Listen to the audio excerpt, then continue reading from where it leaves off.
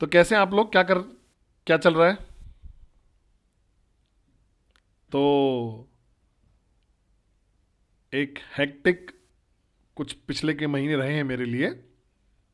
तो मैं दुबई में था। दुबई गया, फिर दुबई से फिर मैं हांगकांग गया। फिर हांगकांग से मैं सिबू गया, फिलीपींस में। फिर सिबू से वापस आया हांगकांग में। फिर मैं बैंकॉक गया, और फिर बैंकॉक से मैं वापस हांगकांग गया, और हांगकांग से वापस बैंकॉक आया, और फिर दुबई गया, और फिर मुंबई आया, और फिर मैं पुणे आया, और मैं यहाँ पे हूँ। और फिर मंडे को मैं जाऊंगा मुंबई, और फिर मैं लंदन जाऊंगा, और फिर लंदन से मैं जाऊंगा पोर्चुगल। फिर मदेरा, पोर्चुगल मदेरा से लिस्बन जाऊंगा, लिस्बन से फिर मैं दुबई जाऊंगा, और फिर दुबई से फिर मुंबई आऊंगा क्रिसमस के लिए। ठीक है। तो आप में से कितने आप में से लोग ऐसी प्रॉब्लम चाहते हैं अपने जीवन में? हैं? क्योंकि अगर आप मुझसे पूछे कहाँ मैं रहता हूँ अभी, तो मैं एमिरेट्स एयरलाइन की सीट नंबर 3K पे रहता हूँ। वो मेरा घर है। मैं ज़्यादा समय वहाँ बिताता हूँ, इससे ज़्यादा मैं कहीं भी नहीं बिताता। एनीवेज, मेरा सब्जेक्ट जो आज है वो एक बहुत कंट्रोवर्शियल टॉपिक है। तो अगर आप उम्मीद कर रहे हो कि आप मोटिवेट हो जाओगे जो मैं बोलने वाला हूँ, तो शायद कुछ और ही आ रहा है आपके लिए। क्योंकि मेरा टॉपिक जो मैंने चूज किया है वो है लीगैलिटी और एथिक्स। भाई लोग, क्या है लीगैलिटी और एथिक्स? तो मैं थोड़ा सा एक वकील की तरह बात करने वाला हूं, अगर आपके लिए कोई दिक्कत ना हो, लॉयर की तरह। और मैं थोड़ा बोर करूंगा आप लोगों को कुछ चीज़ों से, लेकिन बहुत ज़रूरी है कि हम इसको कवर करें। क्योंकि बहुत सारे आप में से लोग साइन अप हुए हैं और आपको नहीं पता है कि आप किसका हिस्सा हैं। आपको वाकई नहीं पता है कि इंडस्ट्री का मतलब क्या है, और फिर होता क्या है कि आप कुछ लोगों से मिलते हो जो आपको पे सवाल उठाते हैं, आपके बिलीफ सिस्टम पे। देखिए, मेरे लिए जीवन जो है ना पूरा, वो उसमें आपको एक्सेप्ट करना पड़ेगा चीज़ों को। ठीक है। तो बहुत सारे लोग वहां मिलेंगे बाहर जो एक्सेप्ट नहीं करते हैं नेटवर्क मार्केटिंग को एक इंडस्ट्री की तरह। आपको महसूस हो रहा होगा ऐसा, राइट? बहुत सारे ऐसे लोग हैं जो एक्सेप्ट नहीं कर रहे इस इंडस्ट्री को, वो रिजेक्ट कर देते हैं इस इंडस्ट्री को, और वो करीब है उसके। और जब आप मिलोगे ना उन लोगों से, तो वो क्या करेंगे, वो आपका बिलीफ सिस्टम हिलाएंगे। क्यों? क्योंकि आपका बिलीफ सिस्टम कमजोर है। समझ रहे हो आप? हर मीटिंग जो आप करते हो वो कन्विंसिंग नहीं होती है, हर इंसान को नहीं कन्विंस करती है। वो बेसिकली आपका बिलीफ सिस्टम, आपका वैल्यू सिस्टम उनके वैल्यू सिस्टम और बिलीफ सिस्टम के अगेंस्ट रखा जाता है। आप मैं समझ रहे हो इस बात को? तो हम लोग थोड़ा सा इसके बीच में बात करते हैं इसके बारे में। एक्सेप्टेंस। एक्सेप्टेंस एक ऐसी चीज है जो हम सब लोग गुजरे हैं इस चीज से बहुत बार जीवन में, लेकिन मजबूरी में, फोर्स से। मैं आपसे एक चीज पूछना चाहता हूं। अगर आप बोलो अपने दादाजी या दादी जी को 25 साल पहले कि वो कभी भी पोस्ट ऑफिस नहीं जाएंगे कभी जीवन में, ठीक है, डाकघर जाना ही नहीं होगा 25 साल, 30 साल पहले, अगर उनसे अपने दादा दादी को ये बोलोगे कि आपको कभी पोस्ट ऑफिस जाने की जरूरत नहीं पड़ेगी, आपके पास एक होगा टैबलेट या एक लैपटॉप होगा, और या एक मोबाइल फोन हो सकता है, और उससे आप एक मैसेज लिखोगे और भेजोगे, और इंस्टेंटली वो डिलीवर हो जाएगा दूसरे इंसान को जिसको आप भेज रहे हो, मुफ्त में, इंस्टेंटली, तुरंत। तो क्या रिएक्शन मिलेगा आपको दादा दादी से? कि वो विश्वास ही नहीं करेंगे, है कि नहीं? मैं वर्ड यूज करूंगा डिसबिलीफ, क्योंकि वो विश्वास ही नहीं करेंगे इस चीज पे। सच बोल रहा हूं या नहीं?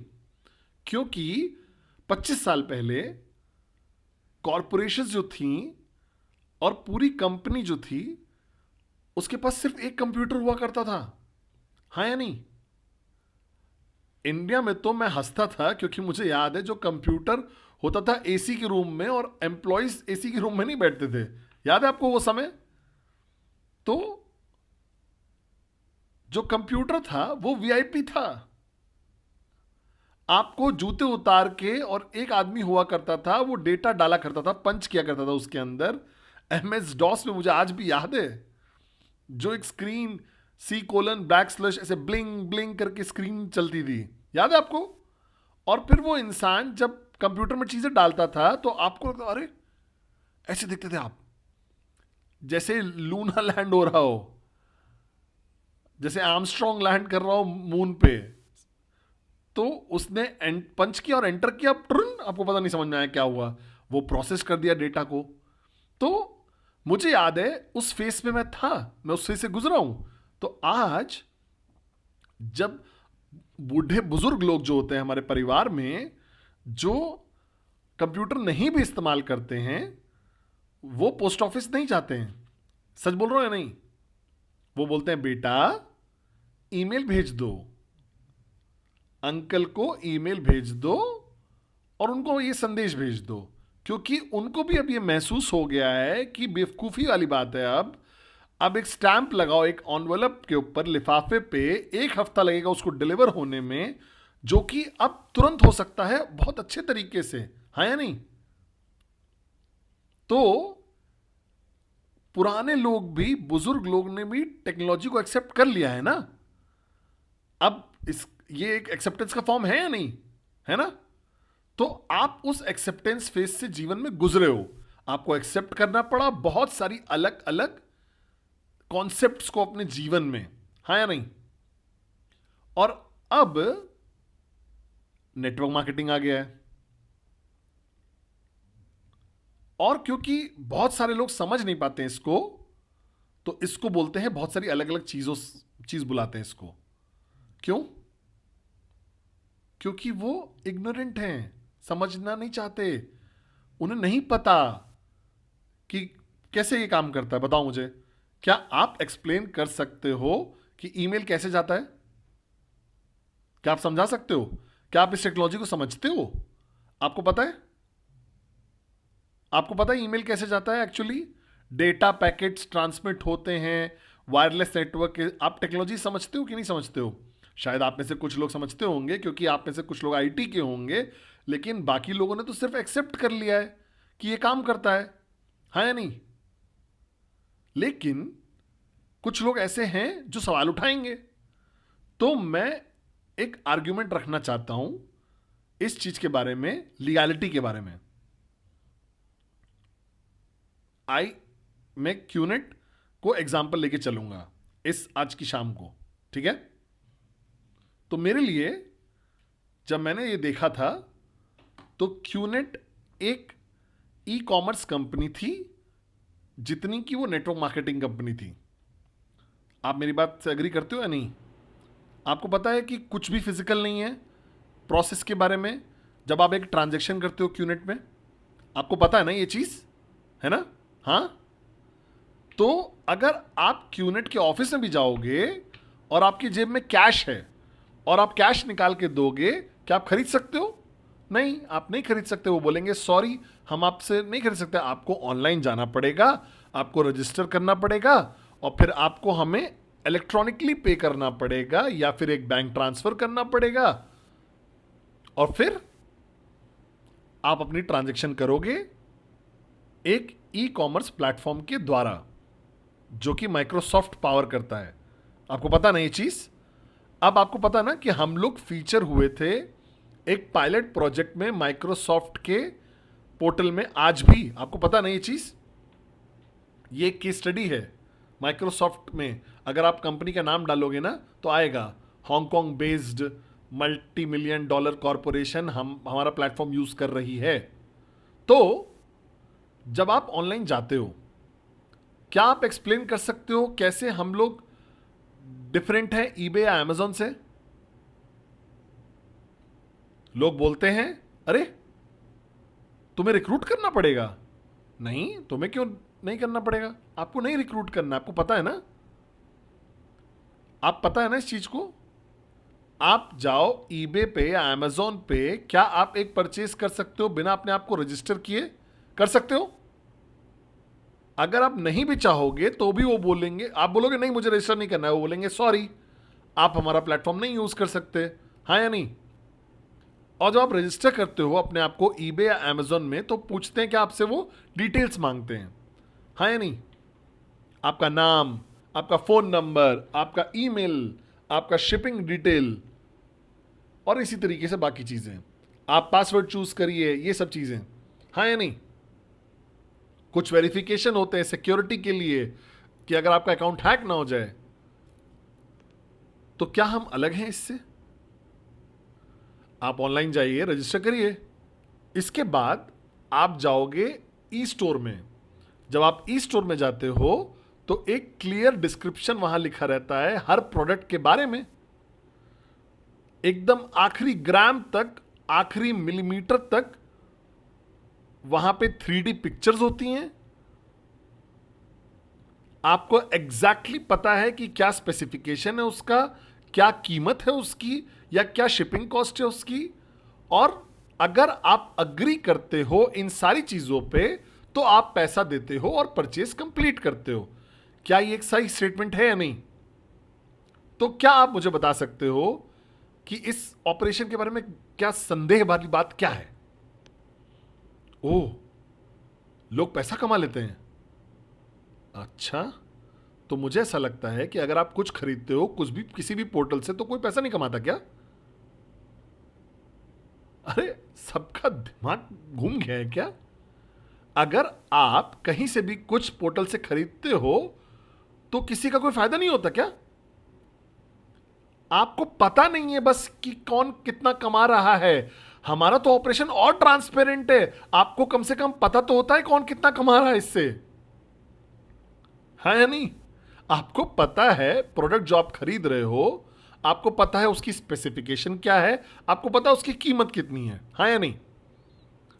अब आप गेस करिए, हमारे प्राइजेस फिक्स्ड हैं। मैं एक्सप्लेन करता हूं, मैं अभी जो चीज से गुजरा हूं आज, ठीक है? मैं लंदन जा रहा हूं, फ्लाई कर रहा हूं मंडे को, ठीक है, सोमवार को एमिरेट्स में, ठीक है। अब मैंने पूछा, एक एयरफेयर मांगा, कितनी प्राइस होगा, एक मैंने एयरफेयर मांगा। तो मैं वैसे एमिरेट्स के पोर्टल पे जाके खुद भी कर सकता था, मैं बहुत बिजी था, पुणे आ रहा था, तो मैं आलस आया, तो मैंने कॉल किया मैंने अपने ट्रैवल एजेंट को, ठीक है। तो मैंने पूछा उससे कि फर्स्ट क्लास का लंदन का कितना फेयर आ रहा है, तो उसने मुझे एक प्राइस दिया $5,000 के आसपास, ठीक है। तो मैंने बोला ठीक है, मैंने बोला थोड़ा कंफर्म करता हूं 1 मिनट अपनी डेट्स, क्योंकि बहुत कॉम्प्लिकेटेड ट्रिप है। मैं दुबई से लंदन जा रहा हूँ, फिर लंदन से फिर मैं मदेरा जा रहा हूँ, मदेरा से लिस्बन जाना है मुझे, और लिस्बन से फिर वापस मैं इंडिया आऊँगा दुबई से होके क्रिसमस। तो डेट्स जो हैं बहुत टाइट है मेरी, तो मुझे मेक श्योर करना पड़ेगा अपने यूके वाले लोगों से कि कब उन्हें चाहिए कि वो पोर्टुगल में हो, कब मैं लंदन में हो, तो मैं थोड़ा मेक श्योर करूँगा। तो करीब मुझे 3 घंटे लग गए कंफर्म करने के लिए मेरी बुकिंग। अब कीमत जो टिकट की थी $420 से बढ़ गई 3 घंटे में। अब ये गड़बड़ नहीं लग रहा आपको सुनने में?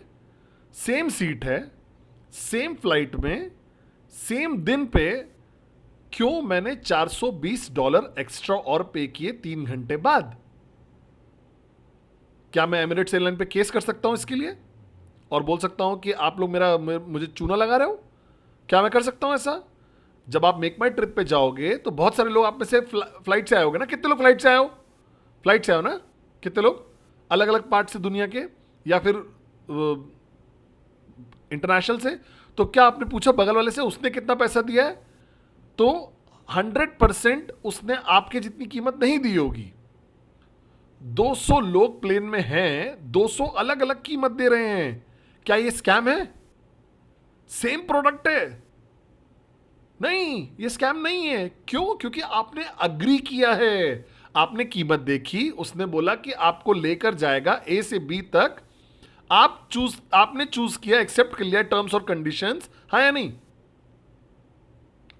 बहुत सारी वेरिएबल टिकट्स भी होते हैं कि एंडोर्सेबल है, नॉन एंडोर्सेबल है, कैंसिल कर सकते हो, चेंज डेट कर सकते हो, full fair economy, discount economy, full fair business class, discount business class, 7 दिन की राउंड ट्रिप, 14 डे की राउंड ट्रिप, 3 मंथ की एक्सपायरी, 1 ईयर की ओपन टिकट, अलग अलग कीमत हो सकती है 200% तक।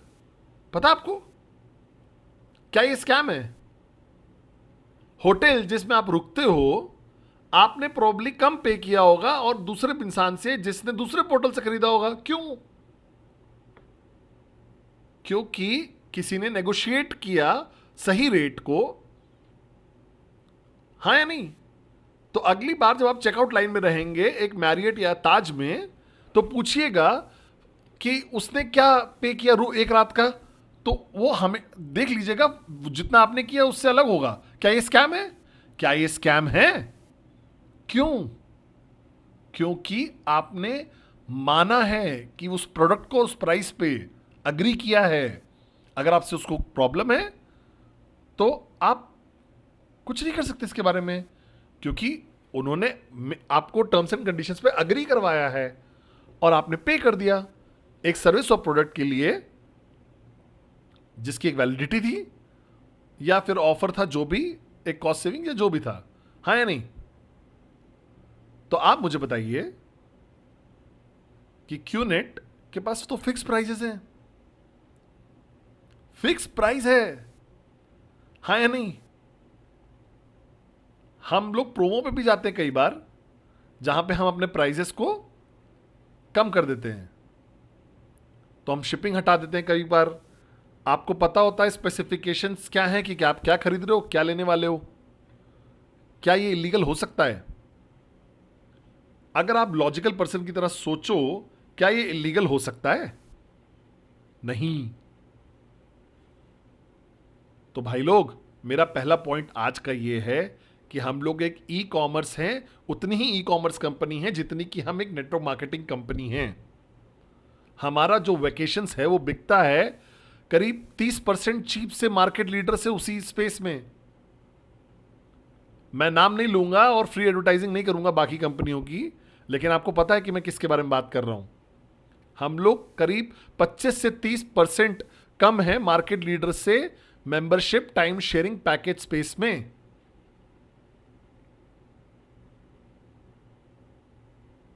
हम लोग ऑफर करते हैं जेन्युइन सर्विसेज और प्रोडक्ट्स जो लोग खरीदते हैं अपने मर्जी से। अब यहां पे एक बी पार्ट है, पार्ट बी क्या है? वो सबको एक ट्विस्ट में लेके आ जाता है। जैसे इंग्लैंड में बोलते हैं कि ट्विस्ट में मत लाइए अपने आप को।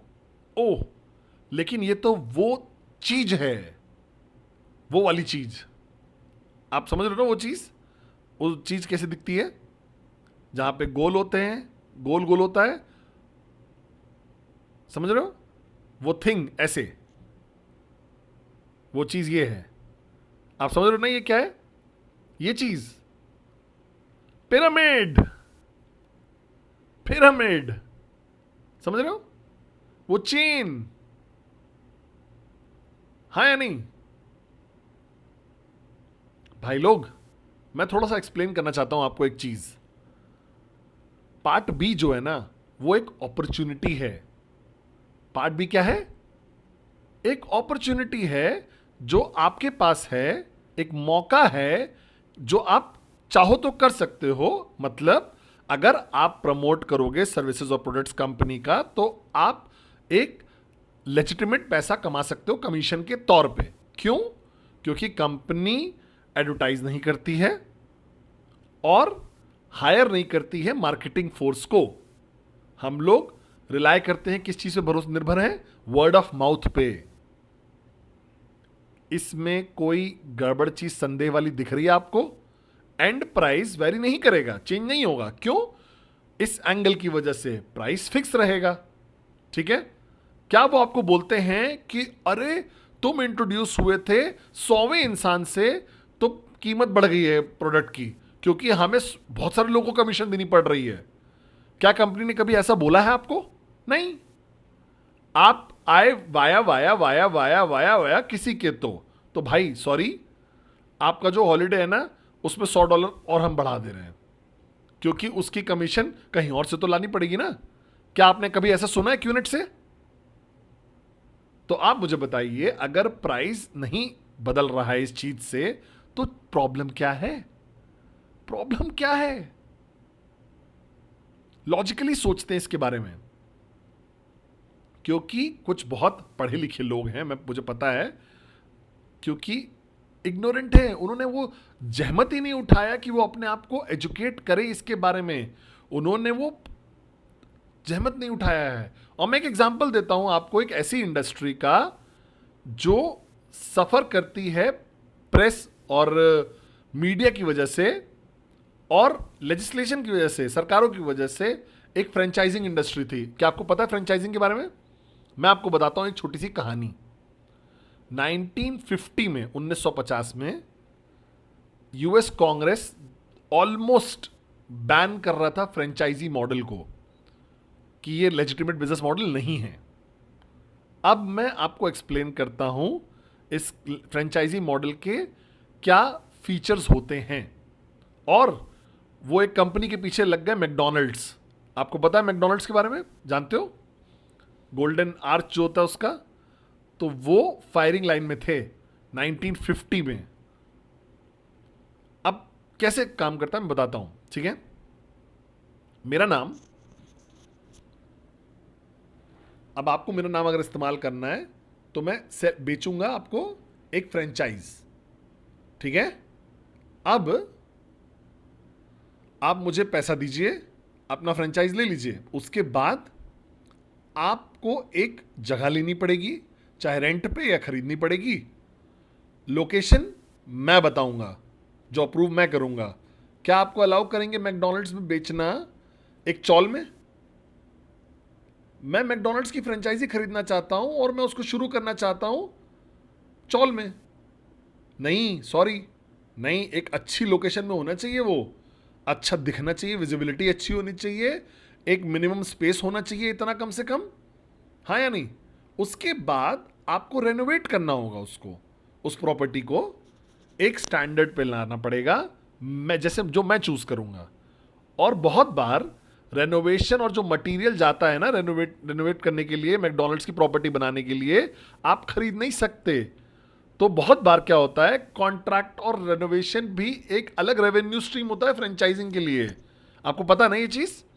अगर आपके पास एक लीवाइस की फ्रेंचाइजी है, तो आप जब चेंजिंग रूम में जाओगे, जो उसका दरवाजे का हैंडल जो होता है ना, वो बटन की शेप में होता है, लिवाइस लिखा होता है उसके में। क्या आप उसको नकली बना सकते हो उसका? आप बोलोगे नहीं, हमारे पास शेल्फ है, हमारे पास लेआउट है, स्टोर वैसे ही दिखेगा। आप किसी भी मैकडॉनल्ड्स में जाइए, पूरी दुनिया में कहीं पे भी, आपको पता है कि क्या दिखेगा आपको। क्या आप विजुलाइज नहीं कर सकते उसको? कि एक हंसता हुआ जोकर होगा, अंदर जाएंगे, कलर्स वही होंगे सेम, एक काउंटर होगा वहां पे फूड की पिक्चर्स लगेंगे और एक कीमत लिखी होगी, हाँ या नहीं? आपको पता है वो कुछ मिनट्स में आएगा, और आपको पता होगा कि कुछ क्वालिटी आएगी ही आएगी उसकी। तो मेरा नाम, आप मुझे पैसा दोगे, आप कीमत चुकाओगे जगह की, रेनोवेशन आप पे करोगे बहुत बार मेरे कॉन्ट्रैक्टर को, और उसके बाद आप मुझसे ही खरीद सकते हो। क्या आप कुछ और बेच सकते हो मैकडॉनल्ड्स में? मैं मैकडॉनल्ड्स की फ्रेंचाइजी लेके बैठा हूं, लेकिन मुझे बर्गर किंग भी बेचना है, पॉसिबल है? या मेरे पास मैकडॉनल्ड्स की फ्रेंचाइजी है और मुझे पास एक्स्ट्रा जगह है, तो मैं सोच रहा था लेवाइस जीन्स भी बेच दूं। क्या आप कर सकते हो? नहीं, नहीं कर सकते। वो प्रेमिसेस जो है वो सिर्फ और सिर्फ उस एक फ्रेंचाइज के लिए है। अब आपका सप्लायर कौन है? कौन होगा सप्लायर? मैं कीमत सेट करूंगा और मैं बताऊंगा कि कितने प्राइस पे ही आपको बेचना है। मैं चूज करूंगा कि कितने प्राइस पे आप बेचोगे प्रोडक्ट को। क्या ये सही है? आपको सही लग रहा है ये? क्या मैं पैसा गवा सकता हूं? क्या मैं पैसा गवा सकता हूं? नहीं। अगर मेरे पास मैकडोनल्ड्स है तो मैं पैसा नहीं गवा सकता। कुछ नहीं है वहां लूज करने के लिए। अगर वो काम कर गया हम दोनों पैसा कमाएंगे, और अगर नहीं काम किया तो आपका पैसा गया ना। तो मैं बैंक पे हंस रहा था। तो बहुत बार एक फ्रेंचाइजी करोड़ों रुपए देता है इन सब चीजों से होकर गुजरने के लिए, और आप सिर्फ और सिर्फ मैकडोनल्ड्स हो के पूरे देश में, जहां पे आपके पास प्राइसिंग पावर होगी और आप 500 रुपए भी कमा सकते हो महाराजा मैक के लिए, और वो बोलेंगे सॉरी नहीं नहीं कर सकते, हमारा प्राइस स्ट्रक्चर तो यही है, लेकिन लोग 500 के लिए देने के तैयार हैं क्योंकि हम ही सिर्फ मैकडोनल्ड्स है। नहीं, तब भी नहीं। हमारा फ्रेंचाइजी मॉडल में क्लियरली लिखा है कि आपको प्रोडक्ट इतने ही दाम पे बेचना है, एमआरपी है, इसके ऊपर नहीं जा सकते आप। चाहे आपने एक एक्सक्लूसिव फ्रेंचाइज क्यों नहीं खरीद लिया उस पूरे रीजन में, तो फ्रेंचाइजी तय करेगा कितनी कीमत पे बेचना है। अब आप समझ रहे हो आर्गुमेंट क्या है, फ्रेंचाइजी पे क्या बहस है। तो ये आपको गड़बड़ लग रहा है थोड़ा सा, लेकिन जो इंसान फ्रेंचाइज खरीदता है उसने अग्री किया है टर्म्स एंड कंडीशंस पे। किसी ने उसके सर पे बंदूक नहीं रखा कि भाई मैकडॉनल्ड्स फ्रेंचाइज, हाँ या नहीं। उनको पता था कि वो क्या किस चीज में एंटर करने वाले हैं। बहुत बार तो जो जेस्टेशन पीरियड होता है फ्रेंचाइज का, सालों लग जाते हैं इससे पहले कि वो अपना कैपिटल भी निकाल पाए जो उन्होंने लगाया है पैसा जितना, और फिर आगे हेल्दी प्रॉफिट कमा सकते हैं उसके बाद, हाँ या नहीं। फ्रेंचाइजिंग आया था 10 वोट में और स्कैम होने वाला था। वो पास हुआ बहुत जरा सी मार्जिन से, और आज आप किसी भी हाई स्ट्रीट पे चले जाओ, क्या देखते हो आप, क्या दिखता है? और कितनी फेल्ड फ्रेंचाइजीज को आप जानते हो जो बंद हो गई।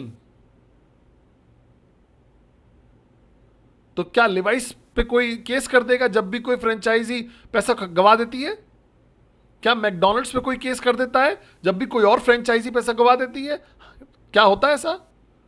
तो हम कैसे अलग हैं? हम लोग आपको एक अपॉर्चुनिटी देते हैं, एक प्रोडक्ट लाइन देते हैं, अपॉर्चुनिटी भी देते हैं साथ में।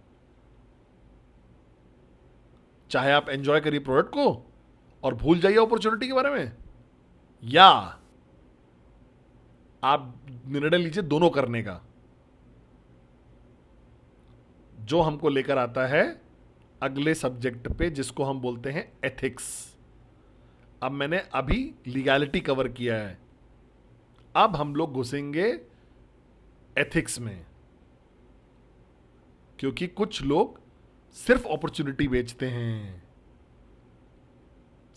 कुछ लोग सिर्फ और सिर्फ अपॉर्चुनिटी ही बेचते हैं।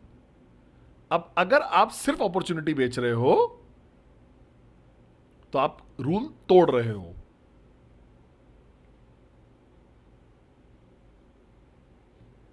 आप रूल तोड़ रहे हो, क्योंकि कहीं पे भी पॉलिसी और प्रोसीजर में या कॉन्ट्रैक्ट जो आपने क्यूनेट के साथ साइन किया है, जो कि इलेक्ट्रॉनिक है, वहां पे कहीं नहीं लिखा है कि हम अपॉर्चुनिटी बेचते हैं। लिखा है क्या कहीं? आपने कहीं पे भी ई स्टोर पे लिखा है अपॉर्चुनिटी, यहां पे क्लिक करो और खरीद लो? देखते हो क्या कभी? क्या आपको दिखता है कोई प्रोडक्ट ई स्टोर पे जो बोलता है कि ट्रैकिंग सेंटर सेल के लिए अवेलेबल है? दिखता है कहीं पे आपको? आप देखते हो एक प्रोडक्ट या सर्विस, और आप बेचते हो प्रोडक्ट और सर्विस, या आप प्रमोट करते हो प्रोडक्ट और सर्विस, या आप रेकमेंड करते हो प्रोडक्ट या सर्विस। और जैसे कोई भी ये बिजनेस हो, आप एक मेंटल प्रोजेक्शन देते हो कि अगर आप सक्सेसफुल बन जाओगे ये करने में, तो आप कमा सकते हो एक हेल्दी कमीशन, और आप बन सकते हो फाइनेंशियली फ्री 5 साल के अंदर। इसमें कुछ गड़बड़ है जो मैंने आपको एक्सप्लेन किया है अभी? लेकिन अगर मैं आपको बोलूं कि क्यूनेट एक इन्वेस्टमेंट है, तो क्या ये इन्वेस्टमेंट है? क्या क्यूनेट इन्वेस्टमेंट है? नहीं, नहीं है। ये एक स्पेंड है, परचेज है, और इसमें एक अपॉर्चुनिटी साथ में मिलती है जो आपको कमा सकती है, दे सकती है पैसा कमाने के लिए मेहनत की कमीशन से। ये कोई गेट रिच क्विक स्कीम नहीं है। और मैं बेसबॉल बैट लेकर चलता हूं और मेरा काम है एक पुलिसमैन वाला।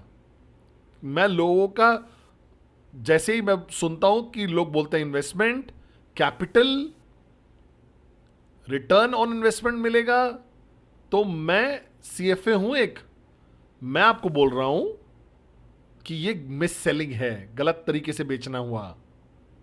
ये प्रोडक्ट या सर्विस है जो एक अपॉर्चुनिटी के साथ आता है। हम लोग जितनी ई कॉमर्स कंपनी है उतनी ही नेटवर्क मार्केटिंग कंपनी है।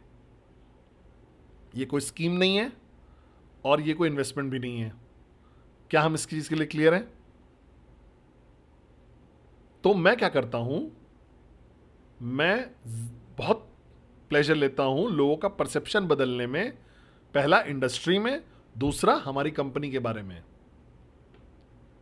मैं देखता हूं अपने आप को एक क्रूसेडर की तरह। ये बेस्ट ड्रेस है मेरी पहन, जो जिसमें आप मुझे देखोगे, है ना?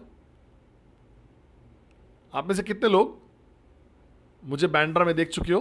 बैंड्रा से कितने लोग हैं? क्या आपने कभी मुझे इतना कपड़े पहने हुए देखा है? देखिए मैं आपसे कितना प्यार करता हूं। मैं देख पा रहा हूं आपका चेहरा छोटा होता जा रहा है, तो मैंने कहा चलो थोड़ा मजाक कर लेते हैं। ये देव की डार्क साइड है। ओ माय गॉड, वो कोई पंचेज नहीं मार रहा है आज। तो मैं नॉर्मली लिनन शॉर्ट्स पहन के घूमता हूं। और अगर आप खुशकिस्मत हो गए अगर आपने मुझे जूते में देखा, नहीं तो मैं फ्लिप फ्लॉप्स पहन के घूमता हूं। और 2-3 टी शर्ट है जो मैं धुल धुल के बार बार पहनता हूं। और मेरी बीवी बहुत नाराज हो जाती है कि उस टी शर्ट को दोबारा मत पहनो, कि तो उनको लगेगा कि तुम्हारे पास कपड़े ही नहीं है। मुझे लगा क्या फर्क पड़ता है, मैं बोलता हूं। और मैं क्यूनेट की टी शर्ट्स पहनता हूं हमेशा। क्यों? क्योंकि मैं लोगों को हार्ट अटैक देना चाहता हूं। हो, तुम क्यूनेट का हिस्सा हो? वो पिरामिड वाली कंपनी, वो स्कैम। तो मुझे बहुत अच्छा लगता है ये करना। तो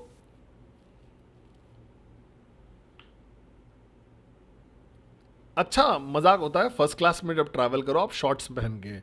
आपको लोगों को ऐसा लगता है कि आप एक सफाई करने वाले कर्मचारी हो, ठीक है, पार्ट टाइम क्लीन कर रहे हो, फ्लाइट पे क्लीनर हो।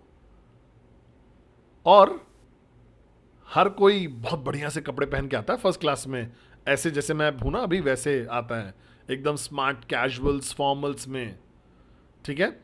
और 380 के पीछे एक बार एरिया होता है एमिरेट्स में। तो आप देखोगे कॉर्पोरेट गैट जो लोग होते हैं आईपैड और वाइन या शैंपेन पी रहे होते हैं और आईपैड या उस पर मेल चेक कर होते हैं लैपटॉप पे। तो मैं बार पे जाता हूँ और वो मुझसे पूछती है रोस्टेस कि आप, तो पहले तो आपको वो ऐसे देखते हैं और उनको लगता है कि आप काम नहीं कर रहे हो, ठीक है। उन्हें देख के पता चल जाता है, उन्हें बताना भी नहीं पड़ता हमें। उससे लगता है कि आप बस बीच से निकल के आए हो अभी जैसे। तो उसको लगता है ये लंदन क्या करने जा, ऐसे विंटर में कैसे जा रहा है। तो मेरे पास हैंड लगेज में चेंज होता है, तो मैं शेड चेंज कर लेता हूँ शॉर्ट जब मैं वहां पहुंचूंगा, ठंड होती है वहां। तो आप क्या करते हो? मैं कुछ नहीं करता हूं, बहुत ज्यादा कुछ नहीं करता हूं मैं। ओ, लेकिन आपने पहले क्या किया हुआ है, तो जो आप अभी कुछ ज्यादा खास नहीं करते हो, तो आपको जोर से बोलना पड़ेगा नेटवर्क मार्केटिंग। और 10 लोग को हार्ट अटैक हो जाता है उस जगह पे। अरे बाप रे, हे भगवान, हम लोग एक उड़ रहे हैं जो सूटकेस लेके आदमी नहीं चलता है। आपने देखा है वो पिक्चरें जहां पे वो सेल्समैन एक सूटकेस लेके चलता है, ब्रीफकेस लेके चलता है, सर मैं आपको क्या बेच सकता हूं, आज मेरे पास बहुत कुछ है, टूथपेस्ट है, घड़ियां हैं, दिस दैट, ये सब वो सब जो भी चाहिए इस बैग में है मेरे पास। और आपको सेल करनी होती है। हम यही विजुअलाइज कर पाते हैं। उन्हें लगता है टपरवेयर वाली कोई है या फिर एवॉन की कोई है। मेरे पास बहुत इज्जत है इन लेडीज और कंपनी के लिए। वो देखते हैं टूथपेस्ट बेच रहा होता है, डिटर्जेंट बेच रहा होता है, सोप बेच रहा होता है, साबुन बेच रहा होता है ना? तो आपको बस ये बोलना है और चुपचाप बैठ जाना है। नेटवर्क मार्केटिंग, और इसको बोलते हैं प्रेग्नेंट पॉज, ठीक है? और फिर उनसे पूछिए, एक शैंपेन का ग्लास मांगिए और बैठिए खुशी खुशी और शैंपेन पिए अपना, क्योंकि अब सबके कान खुल गए हैं कि अब ये बेचेगा, और एक कुछ थोड़े टाइम बाद ये क्या करेगा, ये बेचेगा। लेकिन आपको अब खुजली जो हो रही है ना, अब वो जो पंख है ना, वो कई बार बहुत ज़्यादा पावरफुल होता है स्टिक से भी, तो आप बस उसको पंख से ऐसे से छुइए और फिर चुपचाप हो जाए, बैठ जाइए। फिर वो पूछेंगे कौन सी कंपनी, कौन सी कंपनी से हो, तो ऐसे दिखाइए यहाँ पे क्यूनेट। अब वो करते क्या है, तो बोलोगे मैं पहले शैंपेन पी लूं फिर बाद में बताऊंगा आपको। और बाय द टाइम जब तक मैं प्लेन से उतरता हूं, तो कुछ लोग उसमें से, उनका जो परसेप्शन होता है ना इंडस्ट्री का और कंपनी का, वो बदल चुका होता है, उनका नजरिया चेंज हो चुका है। मुझे फर्क नहीं पड़ता वो साइन अप हो चाहे ना हो, मुझे नहीं फर्क पड़ता कि वो साइन अप हो या ना हो, समझ रहे हो मेरी बात को? लेकिन मुझे ये पता है कि बहुत बार आप मिले होगे ऐसे कुछ लोगों से बाद में।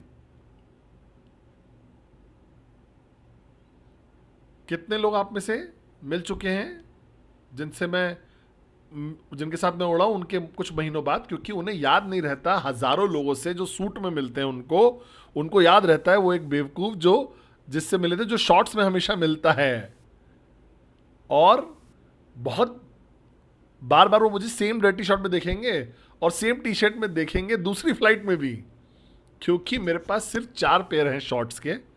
मुझे इतना अच्छा लगता है अपने कपड़े वो, और मेरे पास एक स्पेशल क्या बोलते हैं, मेरी बीवी ऑलरेडी एम्बैरस हो रही है मेरे पास ब्लू शॉर्ट्स हैं, मेरे पास खाकी शॉर्ट्स हैं, और ये मेरे जीवन का प्यार है, और मैं पहनता हूँ जब उनको तो मुझे ऐसा लगता है कि मैं घर पे आ गया हूँ, ठीक है? और फिर बहुत स्पेशल ओकेजन अगर होती है तो मेरे पास चेक शॉर्ट्स हैं, चेक वाले। अगर मैं वो पहना हूँ इसका मतलब ये है कि आप एक वीआईपी हो, मैं थोड़ी मेहनत कर रहा हूँ अपने एंड से उस दिन। तो वो याद रखेंगे वो उस इंसान को जो शॉर्ट्स पहन के बैठा हुआ था, चेक शॉर्ट्स पहन के, और वो याद रखेंगे एक ही चीज कि वो किसी से मिले जो नेटवर्क मार्केटिंग करता है, एक कंपनी जिसका नाम है क्यूनेट, उसके लिए। और वो इरिटेटिंग चीज नहीं था, इरिटेटिंग इंसान नहीं था वो दर्द नहीं था, पता है ना आपको कहां, वो गर्व महसूस कर रहा था जो वो चीज कर रहा था, और वो विश्वास कर रहा था जो चीज पे वो काम करता था। जब तक आप फॉलो करोगे कुछ पैरामीटर्स को, कोई कोई कुछ हो ही नहीं सकता कि आप मुसीबत में पड़ जाओ।